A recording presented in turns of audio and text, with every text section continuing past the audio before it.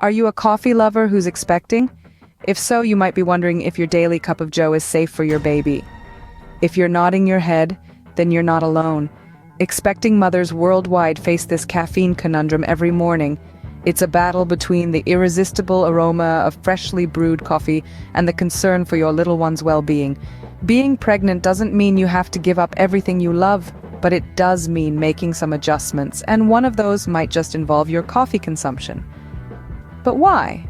What is it about that cup of liquid gold that could potentially be harmful during pregnancy? Is it the caffeine or is it something else? These are the questions that keep many expecting mothers up at night, much like a strong cup of espresso. So the question remains, to sip or not to sip? Let's delve into the science behind coffee and pregnancy. Join us on this caffeinated journey to uncover the truth. Coffee isn't just a morning pick-me-up, it's a global phenomenon. Imagine this, from the coffee farms in Colombia to the bustling cafes in Paris, this humble bean is brewed and savored in countless ways across the globe. It's not just a beverage, it's a ritual, a social glue, an economic backbone for many countries. It's a shared thread that weaves through cultures, bringing people together over conversations, ideas, and yes, even morning grogginess. Let's ponder on the economic importance of coffee for a moment. It employs millions of people worldwide, from farmers to baristas.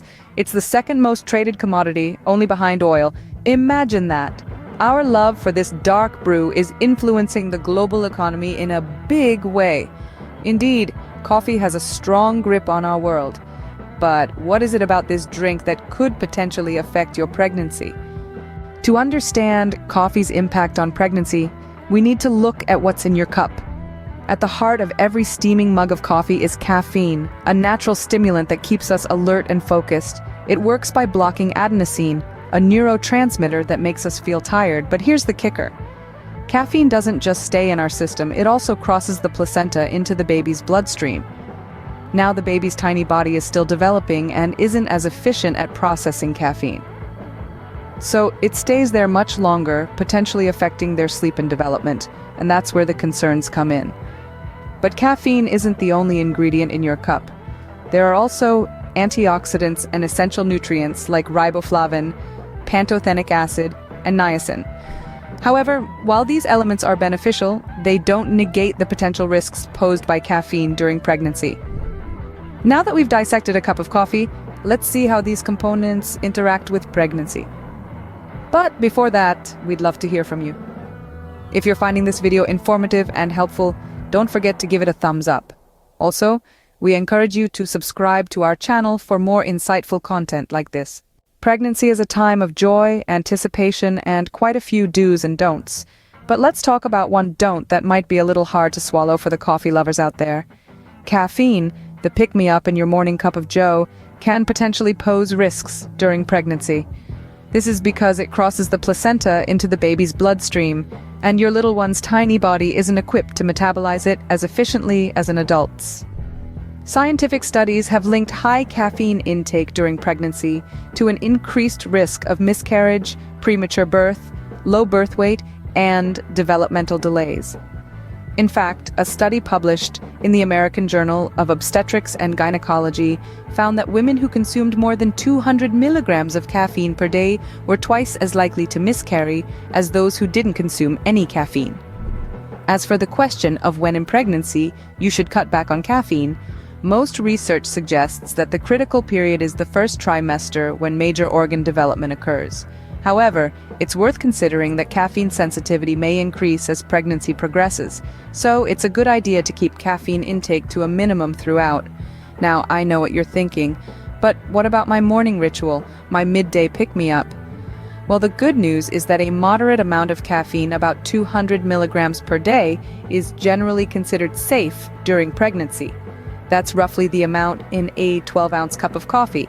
But if you're someone who enjoys multiple cups of coffee or other caffeinated drinks throughout the day, you might want to explore some alternatives.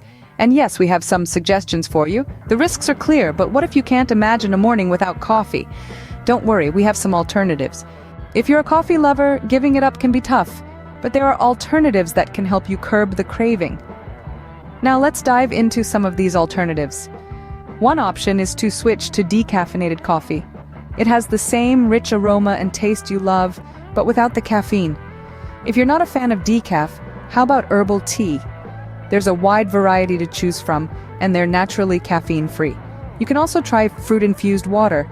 It's refreshing, hydrating, and a great way to get some extra vitamins.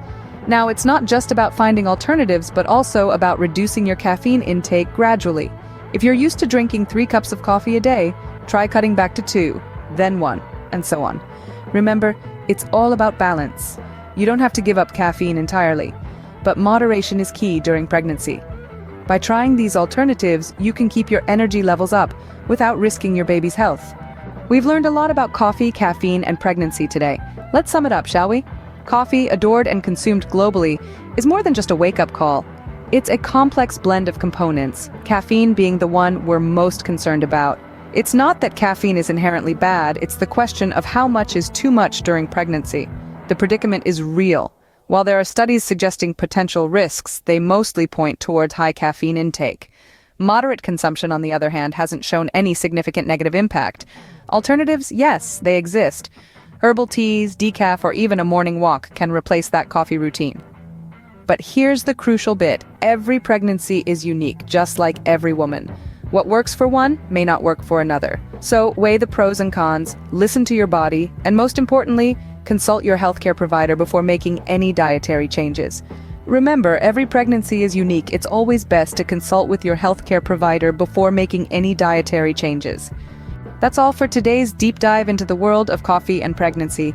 If you found this video informative and helpful, show us some love by hitting the like button, sharing it with your friends, and subscribing to the channel for more insightful content.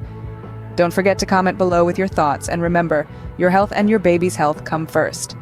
Stay safe, stay informed, and keep thriving. This is Erin Vitality, signing off.